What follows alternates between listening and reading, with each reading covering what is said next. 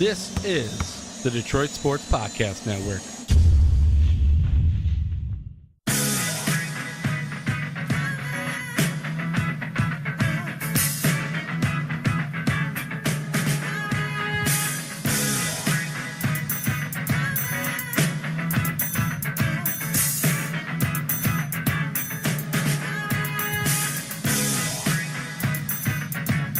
Welcome back to the 5th episode of the First Lady Podcast.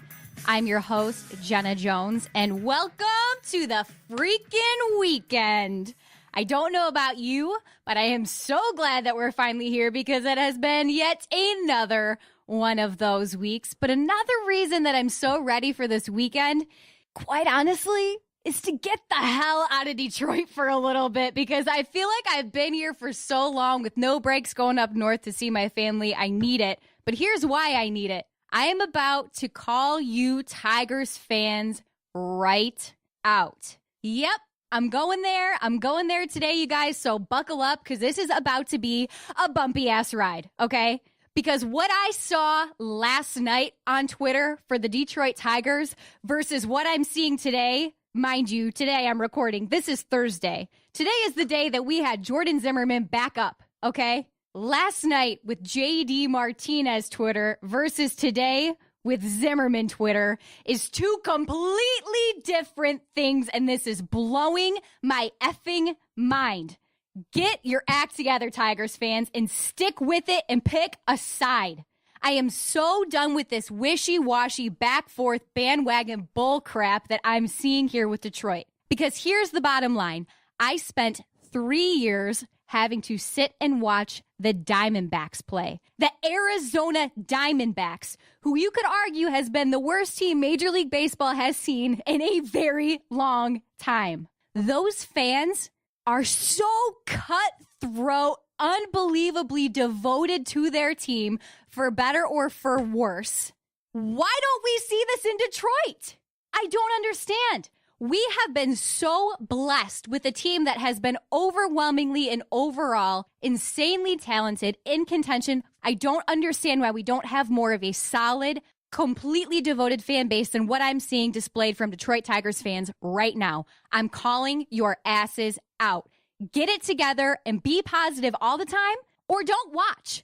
Because here's what I'll tell you about what I saw in Arizona, okay? Like I said, they're either all in or they're all out, period, point blank. A pitcher goes out and has a bad game. Those guys say, you know what? We understand these things happen. Next time we'll get them. Or they say, you know what? That was a bad call by our manager. We should have left that guy in. But you know what? He's human. He makes mistakes. They rally behind their team. What I saw on social media, what I'm seeing in the actual news media is blowing my mind. Okay? JD Martinez last night, one of the craziest things we've seen come out of the Tigers in a very long time. He steps up to the plate, pinch hitter, by the way, awesome call by Osmus. Everybody was lighting up, all kinds of media on that.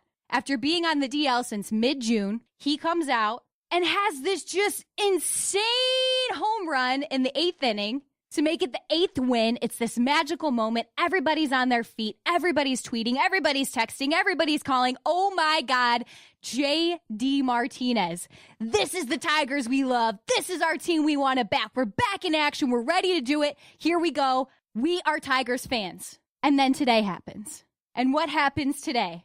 Zimmerman comes back. He's looking a little tight as he's warming up. It's not his neck.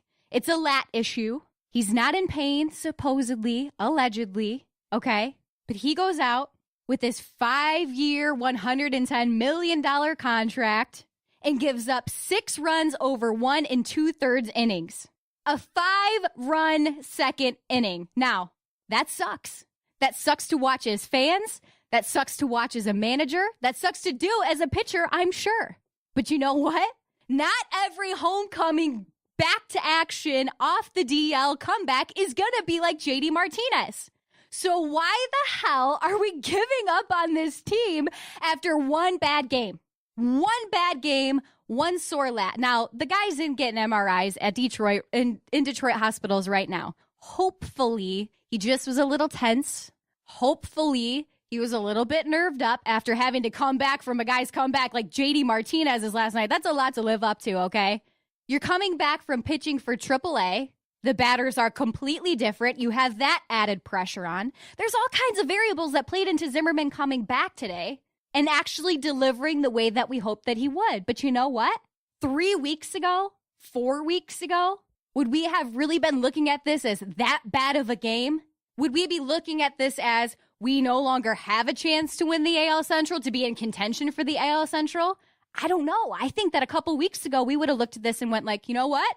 It wasn't a complete blowout. You know what? We got some runs. We did a decent job. But instead, everybody's pulling the plug on the Tigers. And they're like, nope, that's it. We're done. We knew it. Too good to be true. One good game. That's it. There goes our win streak. Give me a flippin' break, Tigers fans. Be all in. Support your team. Support your pitchers. And understand that these things are going to happen. It's not like Osmus left him in the entire game and said, well, figure it out, buddy. It's okay. Just keep throwing pitches. You'll straighten it out eventually. No, the dude could not extend his arm, period. I'm glad we pulled him. I'm sorry it took that many runs given up to make it happen. But you know what? The rest of the game was saved. Nobody's talking about Kinsler's 5th leadoff homer that he got this last game. Nobody's talking about Miggy's solo home run or all the great things that everybody else did around Zimmerman today. All we can talk about is that Zimmerman threw a couple bad pitches and wasn't quite as ready as we had hoped that he would be, and now everybody's pulling the plug on the Tigers. Well, here's what I have to say to you Tigers fans. Step your asses up, be devoted, show that you love this team through thick and thin, and be married to your baseball team. I mean, for richer, for poorer, in sickness and in health, this is how sports fans, true sports fans, in my opinion, should behave. And instead, this back and forth wishy-washiness, I can't wrap my head around. I don't know if we are the spoiled kids of sports and we're the ones that are so used to getting our way all the time that when one thing goes bad, we go and pout in the corner and cry about it. And this is just what we should expect as Detroit sports fans. But I think otherwise. I've seen otherwise. I've known otherwise. And I know that we are capable of better, period. There's a lot of articles still buzzing around that we do have a chance at this AL Central, and I think it's possible, honestly. Zimmerman back was great, but JD being back, hopefully V-Mart comes back soon. Hopefully Maben's thumb issue gets worked out pretty quickly, and all these pieces come back in together. But with V-Mart out and Maben out, is it really that understandable, or that, I should say, impossible that today did go so badly? Those are two crucial pieces to your Tigers team that were gone. And is Zimmerman back obviously a little bit half par? Okay, it's one game. I'm sorry we lost our win streak. I'm sorry we didn't get the sweep again. Is it really that much of a disappointment to you as a fan that after one bad game, we don't still have a shot at this? I call BS. I call BS on all of it. I think it's time to step up as a team, get your act together. It's time as fans to step up and get your act together and say, you know what? It's going to be okay, Detroit. It's okay to be a Tigers fan. It's okay, everybody on the outside, that we're not just popping, getting everything done every single game. It's okay. Take a deep breath, relax, regroup, and don't jump off this bandwagon so soon, okay? That's my piece on your Tigers. I'm sorry I got a little riled up here, but this has been running through my head all freaking day since I started seeing these articles coming out. Oh, Zimmerman tanks another game again. Zimmerman comes back a little bit too soon. Well, I don't know. Maybe he did come back too soon. Maybe it was a bad call. Maybe we'll find out he is back on the DL and we'll have to come up with some sort of a contingency plan as an organization. But until we have to actually cross that point, take a deep breath. Don't jump off the bandwagon. I'm sure he'll be okay. I'm sure we will be okay. It is not the end of the world, Detroit. Period. I love this article that I saw about the Tigers making their standing pat decision, because this is another one that got me fired up with all the Tigers fans, because very polarizing opinions. Either we were supposed to pull something out of thin freaking air, or we were supposed to just stand pat and let everybody talk bad about the team. I don't know. Cody Welling, well-known person for the sports media world, says, does Al Avila even know what day it is? Someone wake him up. #Tigers. What? What would you have liked to have seen from the Tigers organization with this deadline coming up? Please tell me. because I couldn't think of anything. There's not a single move that could have been made, in my opinion. And we talked about this last week with the demand that there is, with the lack of money that there is, with the lack of talent to trade around here in Detroit. What the hell else were we supposed to do other than stand pat?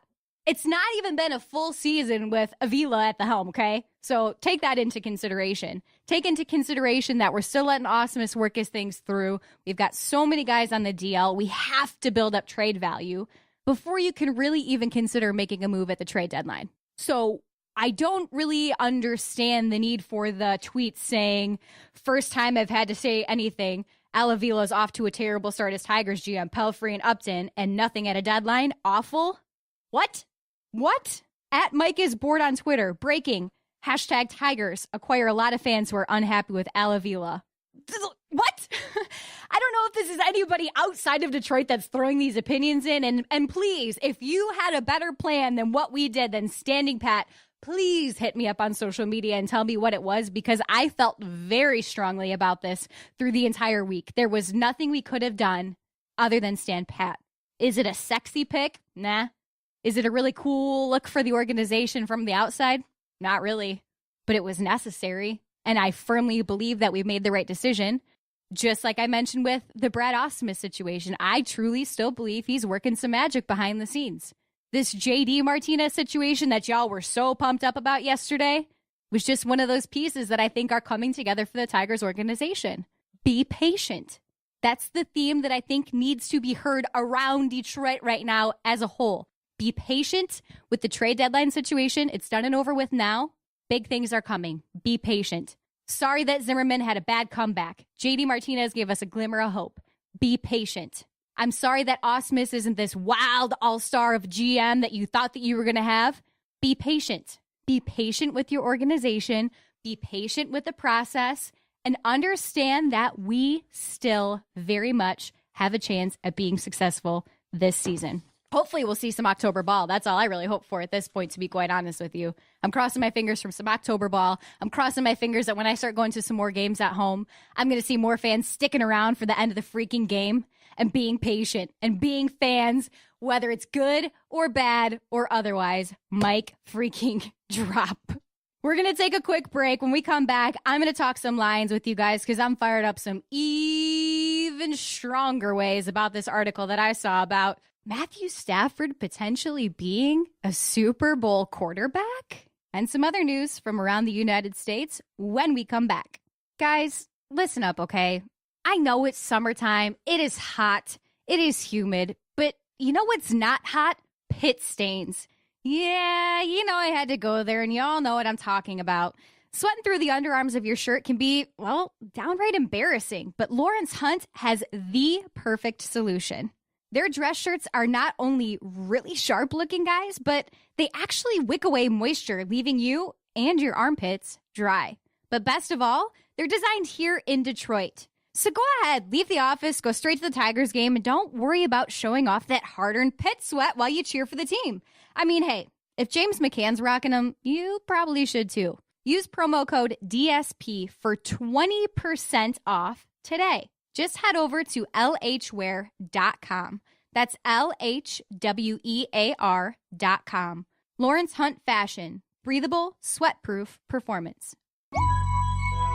Boom, boom, boom, boom, boom, boom, boom, boom, boom. Now tell me what you gonna do when it ain't nowhere to run. When judgment comes for you, when judgment comes for you. Tell me what you gonna do when it ain't nowhere to hide. When judgment comes for you, 'cause it's gonna come for you. We're back, and there's a big reason why Crossroads is playing right now, and it's not just because it's a good freaking song. It's because I'm at a little bit of a crossroads with this Lions situation that I'm seeing. Now, I read an interesting article today on my lunch break at work written by one Mr. Gil Brandt. And if you're not familiar with Gil Brandt, he's an NFL media senior analyst, which a title like that would lead me to believe that overall he probably knows what he's talking about.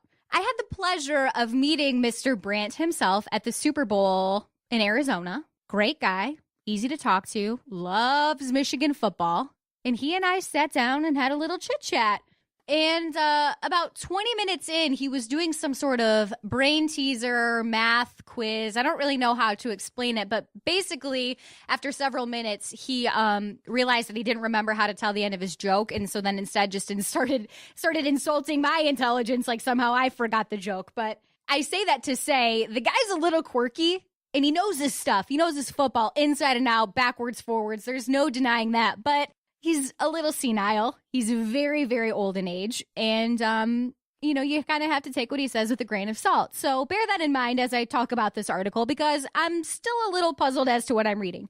I want to believe it. I want to believe what Gil Brandt says when he puts Matthew Stafford as number 12 out of 12 for quarterbacks who actually have a chance at winning a ring this season.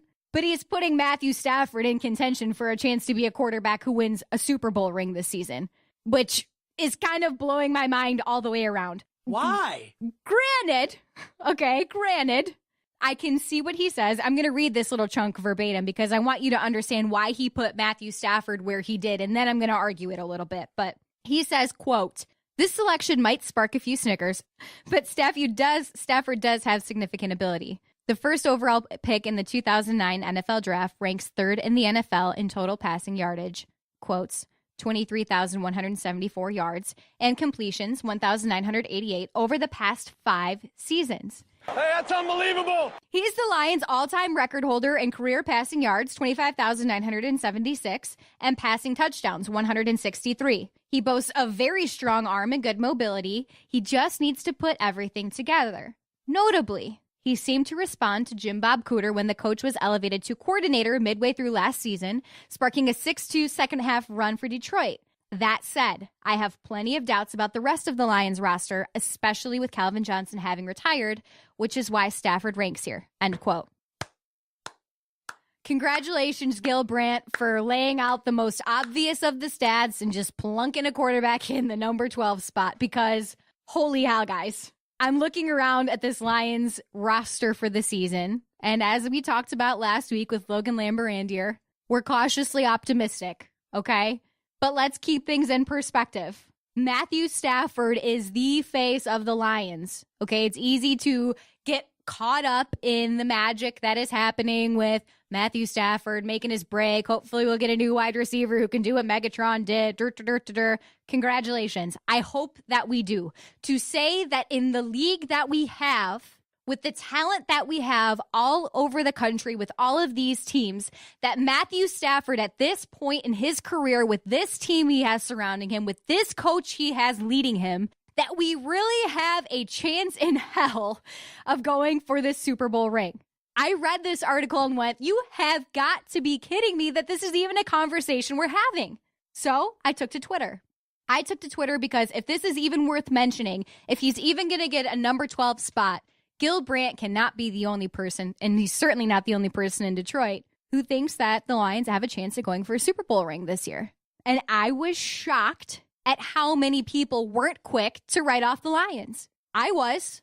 I voted in my own poll. Do the Lions have a legitimate shot at a ring this season despite Calvin Johnson's retirement? No way.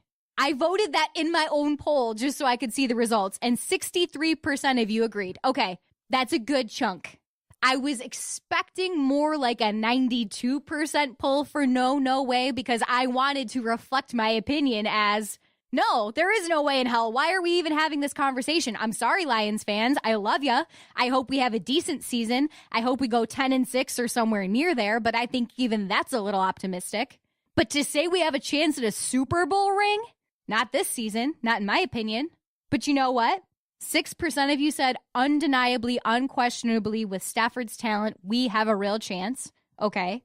13% of you said yes, if the O-line meshes. Okay, I'll agree with that. We might do a little better than we would have if they don't. I don't know if it means we have a real chance at a Super Bowl ring. But 18% of you said there's just too many variables coming into play, which also is not a hard no. So you either are saying that, well, if the O-line works, okay. Some of you are optimistic enough as to say, well, there's just a little too many variables to tell right now. Let me get through training camp. Let me get through the first couple of games. Great. So I did a little bit of digging. I looked up some numbers, and I feel like Matthew Stafford which, okay, this is like saying the sky is blue. It's a little obvious, but Matthew Stafford is talented. There's no denying that he is a talented quarterback. The numbers are there to back up a statement like Matthew Stafford is a talented quarterback. What there are no numbers to back up is the fact that there's been no run game around him, period. The fact that we're not really sure what this O-line will do this season. The fact that we're going to be up against a schedule that could be really great if it all pans out the way that it looks like from the outside at this point heading into the season.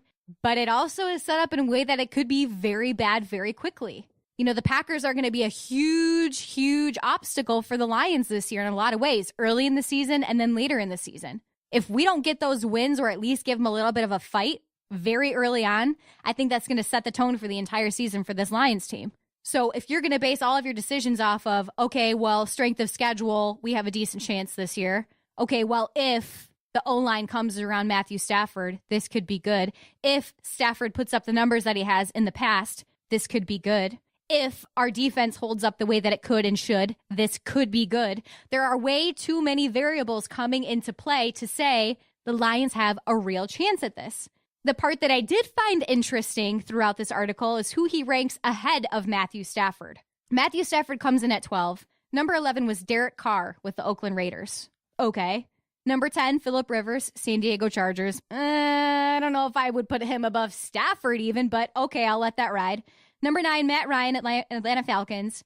8, Andrew Luck, Indianapolis Colts, which is interesting because there was the even matchup that we were talking about with Luck's contract and Stafford's contract, that he would be that many positions higher than Stafford in this ranking. But again, okay, you look at the Colts core, you look at what they've got going, their schedule. Okay, I think that he does have a better chance this season than Matthew Stafford does. 7, Brock Osweiler, Houston Texans. 6, Tony Romo, Dallas Cowboys. Okay. He's 36. I feel like his window's closing a little bit, but we'll give him the shot. 5, Teddy Bridgewater. 4, Alex Smith. 3, Andy Dalton with the Cincinnati Bengals. I mean, maybe to the playoffs. I don't know about a Super Bowl run, but that's an interesting number 3 pick for me.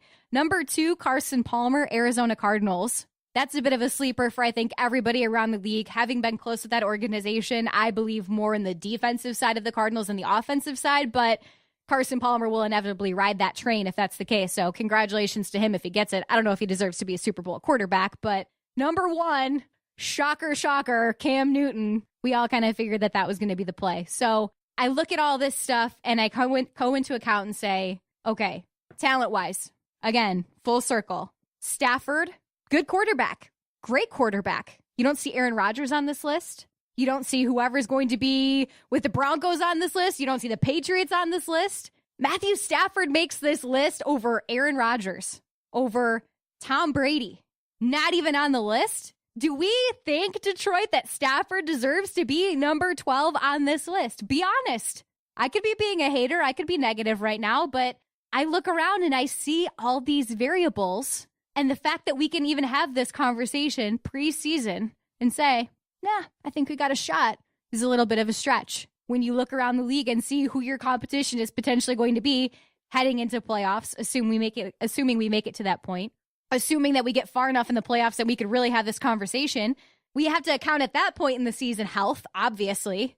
We have to count into the health of all the other teams that we're going to be facing. I mean, there's way too much to be having Super Bowl conversation, in my opinion, unless you're talking about the big constants always, which has never been the Lions. So congratulations to Gil Brandt for this article, because it rippled some waves from everybody that I shared it with today. But I'm not exactly buying into this whole Lions Super Bowl hype yet. I don't know about you, Detroit. Hit me up on Twitter at Detroit Jenna, or of course at the Detroit Sports Podcast Twitter page if you've got a take on this. Because if you think I'm wrong, please tell me. Please tell me, because I would love to be wrong on this. I would love to go to some Lions games this season and just have my socks knocked right the hell off.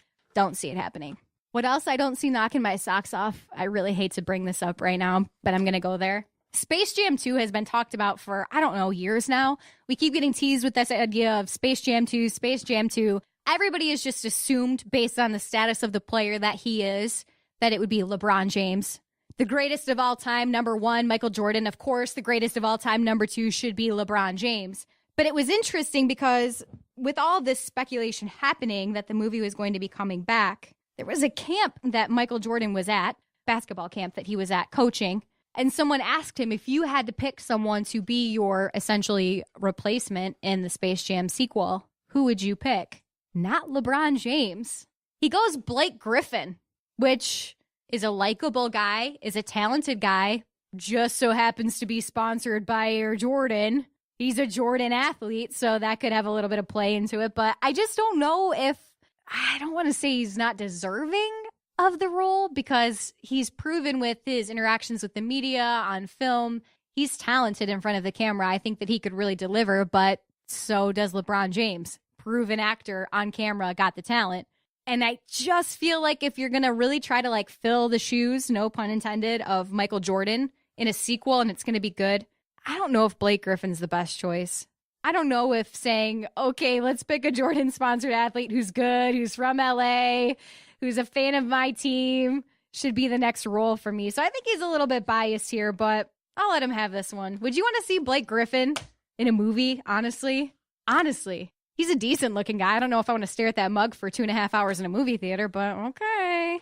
We'll go for it. Speaking of another mug that I'm not too keen on right at this exact moment, Mark Dantonio. You guys, did you see the story that came down today with the Michigan State football coach? Awkward radio interview club. Harbaugh's been in it. Now our boy Dantonio's in it. I don't care if you're a Michigan fan. I don't care if you're a State fan. You know who this guy is, and you know that they're all deep-seated rivals, okay? Fox Sports Daybreak did this interview, and they opened it up by asking Dantonio if Jim Harbaugh has ever gotten in your head a little bit with all of his antics at Michigan and whatnot. So Dantonio responds by saying that competition from Michigan is, quote, something natural that we have to deal with. And then he was asked about Connor Cook not being named as captain prior to the 2015 season. And he just has to kind of fire back, and he says something along the lines of like, we're past that or something. But then some other media member decides that he's going to completely throw Dantonio for a loop. And he's going to say, hey, coach, do you eat pasta with Izzo? Do you eat pasta with Izzo? Okay, I'm a media person. I've done interviews before. I love completely throwing guys for a loop when you can tell they're getting a little too serious and asking them something funny. I once asked a very famous athlete what color boxers he was wearing just to get him to smile a little bit because he was getting a little too serious and a little too heated in an interview, okay? It's a tactic people have. But then Dantonio takes it all kinds of personally, and instead of just responding with a, get out of here, man, and maybe giving a little bit of a chuckle or some sort of professional response, he says, well, you know, we've been in the top 10 the last 3 years. I don't know. You do what you do. I mean, you guys are all the guys that are talking out here, and you ask the questions that sometimes don't really make a lot of sense. Who needs to make sense? It's a media interview. We're not like trying to make you president, Mark Dantonio. Chill out for a second. We're trying to bring a little levity to a very clearly deep-seated rivalry. We can feel the tension in the room. We're trying to cut it with a little pasta, bro. Chill out. Are you serious? Are you on that high of a pedestal yourself, Mark Dantonio, that you can't handle a little bit of tomatoes getting thrown at you for a second? Are you serious? Listen, I'm a Michigan fan. It's not a secret. I'm obsessed with Jim Harbaugh. I think he's one of the greatest human beings on this planet. That is in no way, shape, or form molding my decision to have so much disgust for Mark Dantonio over this. This is like middle school stuff. Mom, he's picking on me. By the way, Dantonio hangs up on this interview. Just completely hangs up the phone like a total kid. Like, give me a break, Dantonio. Next. Right over to him. Jim Harbaugh.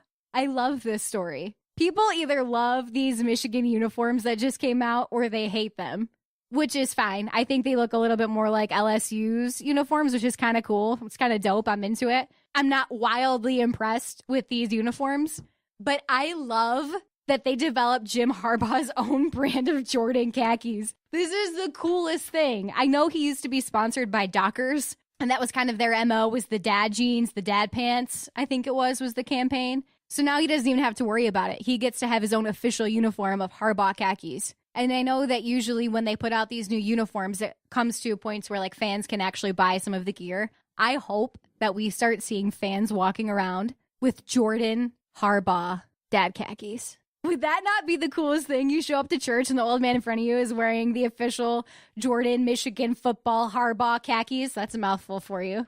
I freaking love the khakis. I love the khakis. I love the man. This is so freaking awesome to me. Love the man. Love the man. The other man I love is Rasheed Wallace. How can Detroit not love Rasheed Wallace? He gave you 5 seasons for the Pistons. The guy's won an NBA championship, and he's a Detroit boy through and through. And just recently, what he's been doing in Flint has been getting attention, but it's my understanding that Rasheed Wallace has been actually contributing to the city of Flint in this water crisis for months now. Since all of this has started coming down, he was one of the first people in line to get in there with truckloads of water and helping people out.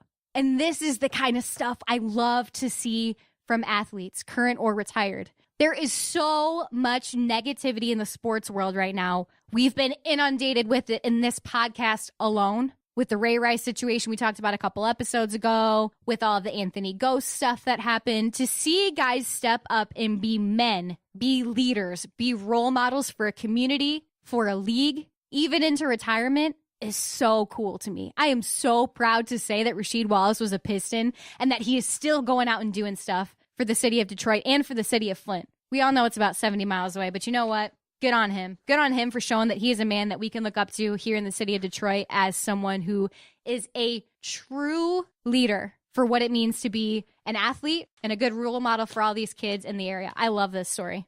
Finally, it just wouldn't be a female-led podcast if we didn't talk a little trashy romance, right? Am I right? I know you guys are going to be pumping the brakes here because most of you are men, but you're lying to yourselves if you don't say that at least half of you listening to this don't watch The Bachelorette, even if it's just to be appeasing to your ladies and you suck it up and deal with it every Monday and or Tuesday, depending on the week. I have so many responses to my sports tweets on Twitter. I get 10 times more responses from the men when I tweet on The Bachelorette, so I know you guys care about this stuff. That's a fact, okay? Aaron Rodgers, quarterback for the Green Bay Packers, has been in a media whirlwind with this Bachelorette story. And in case you don't watch The Bachelorette, in case you're one of the few, Aaron Rodgers' younger brother, Jordan Rodgers, was a contestant to win the heart of JoJo, the most recent Bachelorette. Now, Jordan Rodgers was the Vanderbilt quarterback, kind of washed up baby brother or NFL wannabe quarterback, Jordan Rodgers of the Rodgers family, okay? So we set the scene. He's portrayed in the show as basically Aaron Rodgers, washed up little brother, NFL wannabe guy. And all of this soap opera drama starts very early with the, I never could really be my brother sob stories. And yeah, well, Aaron always did get all the attention stories. And as the season goes on, it evolves into this maniacal, where is Aaron? Why is Aaron never around? We're meeting the Rodgers family, and where is this mysterious Aaron Rodgers? And it turns into this unbelievably grotesque, in my opinion, take on the Rodgers family. Aaron doesn't come around. It's like he's Voldemort of Harry Potter. Like it's he who must not be named. Like they don't even mention his name anymore. He's the other brother who's not around. So there's all these rumors swirling and he said, she said, and we don't want to talk about this to the media anymore from both sides. But I guess the bigger story from family inside sources is Olivia Munn is the issue and the rift between the two brothers. Not that Aaron is some famous quarterback and he's too cool for the family. Not that everybody's feeling slighted because he's not on the media train with them. The whole issue is Aaron Rodgers' girlfriend. So it makes me want to ask you, like, have you ever been in a relationship where the families just can't get along because of somebody you've been dating? I mean, to be on a celebrity level like Aaron Rodgers and then now Jordan Rodgers and to still have the media having a frenzy over this, over potentially a girl? Like, Olivia Munn's a catch, okay? She's a 10 out of 10 all day long. She's an actress. She's a model. She's hot as hell. She seems like she's got a super cool personality. I get it. But is any chick worth potentially losing your family for? I mean, like, this has supposedly been years of feuds to where he doesn't come around to like Christmases or Thanksgivings. This is a big time NFL quarterback, and we've not heard about this story until his little brother goes on The Bachelorette. Seems a little weird to me. And now Aaron Rodgers refuses to talk to the media about it and defend himself, stating that family matters are private matters. Dude, you know it's the chick then, because if he really was on the up and up, I think he would have come to the defense and at least said like, hey, I'm cool with my family. Our business is our business. Like, it's all good. I just didn't want to be associated with the Bachelorette. I'm a big, tough NFL quarterback. Great. But I didn't see any of that. I didn't see any of that, period. And now Jordan Rodgers is deciding that he's going to slink back into the quiet shadows of not talking to the media about it after he just spent an entire season of The Bachelorette talking about it. Congratulations, Rodgers family. Like, you got your other 15 minutes of fame, and now we're just going to slink back into the corners and pretend like everything's hunky-dory. Whatever. I'm not buying it. And while I'm talking about it, I don't really think that Jordan and JoJo will last, but that's just my 2 cents as well. Why?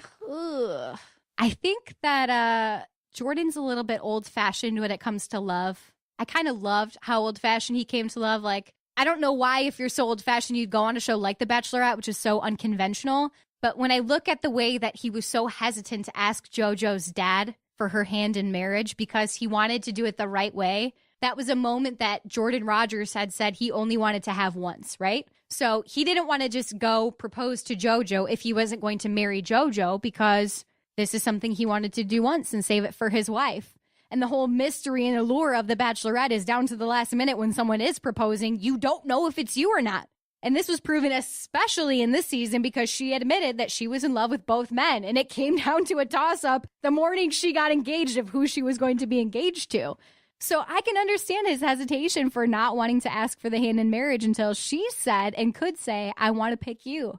I think there's something old school romantic about that, about pulling the dad to the side privately without cameras on and saying, sir, I love your daughter and I want to respect her and love her and take care of her every day for the rest of her life. Please, may I have your blessing and permission, instead of setting up film crews and getting powder and makeup and, okay, ready, action.